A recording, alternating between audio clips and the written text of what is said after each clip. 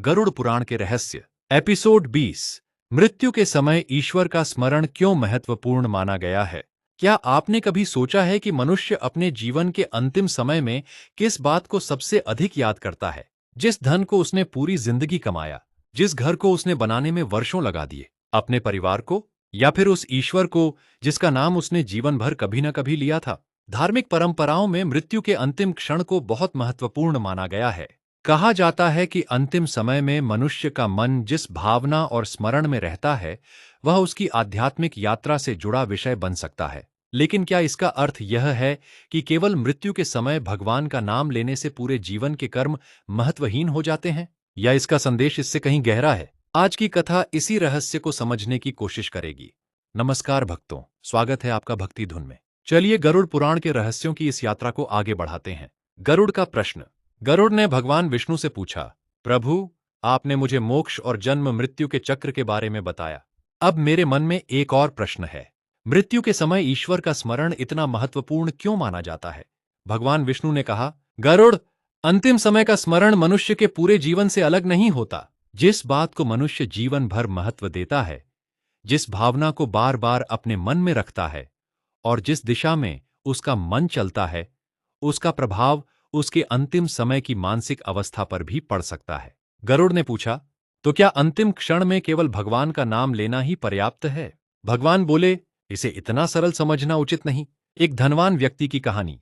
भगवान विष्णु ने गरुड़ को एक व्यक्ति की कथा सुनाई। एक नगर में धनराज नाम का व्यापारी रहता था। उसके पास बहुत धन था, बड़ा घर था, कई व्यापार थे, परिवार भी था, लेकिन उसका अधिकांश समय धन कमाने और उसे बढ़ाने में बीतता था। वह अक्सर कहता, जब मेरे पास पर्याप्त धन हो जाएगा तब मैं आराम करूंगा। उसका बेटा पूछता, पिताजी, पर्याप्त धन कितना होता है? धनराज हंसकर कहता, बस थोड़ा और। लेकिन वह थोड़ा और कभी समाप्त नहीं हुआ। जीवन की दौड़। धनराज सुबह दुकान पर जाता, दिन भर व्यापार करता, शाम को घर लौटता, रात को अगले दिन की योजनाएं बनाता। उसके पास सब कुछ था, लेकिन उसके पास अपने परिवार के साथ बैठने का समय बहुत कम था। उसकी पत्नी कई बार कहती, आप बच्चों के साथ थोड़ा समय बिताइए। धनराज कहता, अभी बहुत काम है। उसका बेटा कहता, पिताजी, मेरे साथ मंदिर चलेंगे? धनराज जवाब देता, किसी दिन जरूर चलेंगे। लेकिन वह दिन कभी नहीं आया। एक संत की सलाह। एक दिन नगर में एक संत आए। धनराज उनसे मिलने गया। संत ने पूछा, आप जीवन में क्या चाहते हैं? धनराज ने कहा, सफलता। संत ने पूछा, और सफलता के बाद? धनराज बोला, शांति। संत मुस्कुराए। उन्होंने कहा, यदि शांति पाने के लिए आपको जीवन का पूरा समय सफलता के पीछे दौड़ना पड़े तो शांति कब मिलेगी? धनराज के पास कोई उत्तर नहीं था। संत का संदेश। संत ने कहा, धन कमाना गलत नहीं, पर धन को जीवन का अंतिम उद्देश्य बना लेना आपको भीतर से खाली कर सकता है। ईश्वर का स्मरण केवल मंदिर में करने की बात नहीं है। आप अपने काम में ईमानदारी रखकर भी ईश्वर को याद कर सकते हैं। परिवार के प्रति प्रेम रखकर भी ईश्वर को याद कर सकते हैं। किसी की सहायता करके भी ईश्वर को याद कर सकते हैं। अपने कर्तव्य को सही भावना से निभाकर भी ईश्वर का स्मरण किया जा सकता है। धनराज पहली बार इन बातों को गंभीरता से सुन रहा था। एक छोटा परिवर्तन। उस दिन के बाद धनराज ने एक छोटी आदत शुरू की।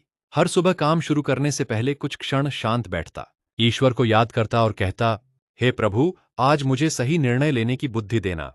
फिर वह अपना काम शुरू करता।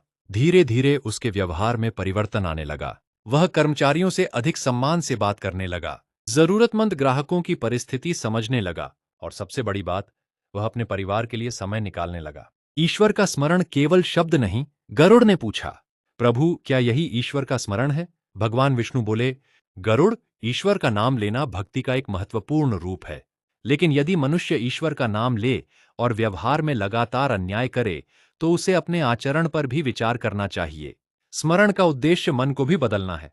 भक्ति केवल शब्दों में नहीं, जीवन में भी दिखाई दे सकती है। अचानक आई बीमारी। कई वर्षों बाद धनराज वृद्ध हो गया। एक दिन वह अचानक बहुत बीमार पड़ गया। उसके परिवार के लोग उसके पास आ गए। उसका बेटा उसका हाथ पकड़े बैठा था। धनराज ने अपने जीवन को याद करना शुरू किया। उसे अपना पुराना व्यापार याद आया, अपनी महत्वाकांक्षा याद आई, लेकिन उसे अपने जीवन के कुछ अच्छे क्षण भी याद आए। जब उसने किसी की मदद की थी, जब उसने अपने बेटे के साथ पहली बार मंदिर में समय बिताया था, जब उसने अपने कर्मचारियों को परिवार की तरह माना था। उसने महसूस किया कि उसे सबसे अधिक संतोष उन्हीं क्षणों में मिला था। अंतिम समय का स्मरण। धनराज ने धीरे से अपने बेटे से कहा, बेटा, आज मुझे समझ आया कि जीवन में मैंने बहुत कुछ कमाया, लेकिन सबसे मूल्यवान चीज धन नहीं थी। बेटे ने पूछा, फिर क्या था? धनराज ने कहा, मन की शांति। उसने भगवान का नाम लिया। उसके चेहरे पर एक शांत भाव था। गरुड़ का प्रश्न। गरुड़ ने भगवान विष्णु से पूछा, प्रभु, क्या इसका अर्थ है कि मृत्यु के समय भगवान का नाम लेने से मनुष्य के सभी कर्म समाप्त हो जाते हैं? भगवान विष्णु ने कहा, नहीं गरुड़, धार्मिक दर्शन में कर्मों का अपना महत्व है। अंतिम समय का स्मरण पूरे जीवन के कर्मों का विकल्प नहीं माना जाना चाहिए। लेकिन अंतिम स्मरण मनुष्य की मानसिक और आध्यात्मिक अवस्था को दर्शाने वाला महत्वपूर्ण विषय हो सकता है। श्री कृष्ण की शिक्षा से संबंध। भगवान विष्णु ने आगे कहा, भारतीय आध्यात्मिक परंपरा में यह विचार भी मिलता है कि मनुष्य अंतिम समय में जिस भाव को स्मरण करता है वह उसकी आध्यात्मिक दिशा से जुड़ा हो सकता है। इसीलिए केवल अंतिम क्षण की तैयारी नहीं, बल्कि पूरे जीवन मन को सही दिशा में रखने की शिक्षा दी जाती है। यह बात गरुड़ के मन में गहराई से उतर गई। अंतिम समय की तैयारी कब शुरू होती है? गरुड़ ने पूछा, तो मनुष्य को मृत्यु के लिए तैयारी कब से शुरू करनी चाहिए? भगवान बोले, मृत्यु की प्रतीक्षा करके नहीं, जीवन को सही तरीके से जीकर। जब मनुष्य रोज सत्य बोलता है तो सत्य उसके स्वभाव का हिस्सा बनता है। जब वह रोज ईश्वर का स्मरण करता है तो स्मरण उसकी आदत बन सकता है। जब वह रोज सेवा करता है तो करुणा उसके जीवन का हिस्सा बन सकती है। इसीलिए अंतिम समय की शांति के लिए पूरी जिंदगी की साधना महत्वपूर्ण है। एक वृद्ध माता। भगवान ने गरुड़ को एक और उदाहरण दिया। एक गांव में एक वृद्ध माता रहती थी। वह रोज सुबह भगवान का नाम लेती, घर के काम करती, पड़ोस के बच्चों को भोजन देती, किसी के घर बीमारी होती तो उसके लिए खाना बनाकर भेजती। वह कोई बड़ी विद्वान नहीं थी, उसने कोई बड़ा आश्रम नहीं बनाया था, लेकिन उसके जीवन में ईश्वर का स्मरण रोजमर्रा के कामों के साथ जुड़ा हुआ था। लोगों ने पूछा, एक दिन गांव के एक व्यक्ति ने उससे पूछा, माता जी, आप रोज भगवान का नाम क्यों लेती हैं? वह बोली, क्योंकि मैं भगवान को केवल संकट के समय याद नहीं करना चाहती, जिसने मुझे जीवन दिया उसे जीवन के हर दिन याद करना चाहती हूं। यह सरल बात बहुत गहरी थी। जीवन और स्मरण। भगवान विष्णु ने गरुड़ से कहा, यही कारण है कि भक्ति को केवल अंतिम क्षण तक टालना उचित नहीं। यदि कोई व्यक्ति जीवन भर जिस चीज को सबसे महत्वपूर्ण मानता रहा है वही उसके मन में बार बार आती है। इसलिए मन को धीरे धीरे ईश्वर, सत्य, करुणा और सत्कर्म की ओर लगाना आध्यात्मिक साधना का हिस्सा माना गया है। एक राजा का अंतिम निर्णय। भगवान ने फिर राजा विराज की कथा को आगे बढ़ाया। जिस राजा ने पिछले भाग में मोक्ष के बारे में समझना शुरू किया था वह अब वृद्ध हो चुका था। उसने अपना राज्य अपने पुत्र को सौंप दिया। उसने कहा, अब मैं अपने जीवन के बचे हुए समय को आत्मचिंतन और ईश्वर स्मरण में लगाना चाहता हूं। वह संसार से भागा नहीं, वह अपने परिवार से दूर नहीं हुआ, लेकिन अब उसका मन पहले जैसा धन और पद में उलझा नहीं रहता था। वह अपने कर्तव्यों को निभाता और ईश्वर को याद करता। राजा की अंतिम घड़ी। एक दिन राजा बहुत कमजोर हो गया। उसका परिवार उसके पास था। उसने अपने पुत्र से कहा, मुझे अपने जीवन की सबसे बड़ी गलती पता है। पुत्र ने पूछा, क्या? राजा बोला, मैंने बहुत वर्षों तक सोचा कि मेरे पास जो कुछ है वही मेरी पहचान है। फिर मुझे समझ आया कि मेरी असली पहचान मेरे कर्म, मेरे संस्कार और मेरे भीतर की चेतना से जुड़ी है। उसने भगवान का नाम लिया। उसके चेहरे पर संतोष था। गरुड़ का अंतिम प्रश्न। गरुड़ ने पूछा, प्रभु, क्या हर व्यक्ति को मृत्यु के समय ऐसा शांत अनुभव होगा? भगवान ने कहा, गरुड़, किसी व्यक्ति के अंतिम क्षण की स्थिति के बारे में निश्चित भविष्यवाणी करना उचित नहीं। मृत्यु एक गहरा और व्यक्तिगत अनुभव है, लेकिन आध्यात्मिक परंपराएं मनुष्य को यह सिखाती हैं कि वह जीवन भर अपने मन को सत्य, भक्ति और सद्कर्म की दिशा में प्रशिक्षित करे, ताकि जीवन का प्रत्येक दिन सार्थक हो सके।